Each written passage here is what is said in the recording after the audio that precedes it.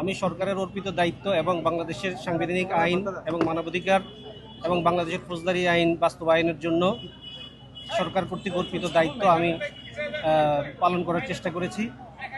আমি এই আসামি সোহেল রানা কিংবা তার স্ত্রীর নিযুক্ত ব্যক্তিগত আইনজীবী না, আমি বাংলাদেশ সরকার কর্তৃক নিযুক্ত স্টেট ডিফেন্স লয়ার।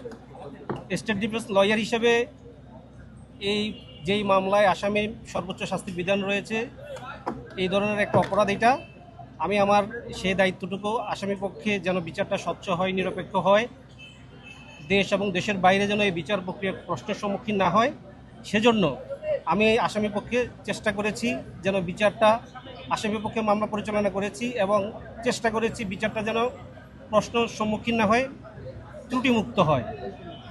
আজকে এই মামলায় 16 জন সাক্ষীর জন্য দিন ধার্য ছিল। 16 জন সাক্ষী সাক্ষ্য সমাপ্ত হয়েছে, রাষ্ট্রপক্ষের সাক্ষী উপস্থাপন সম্পূর্ণ হয়েছে।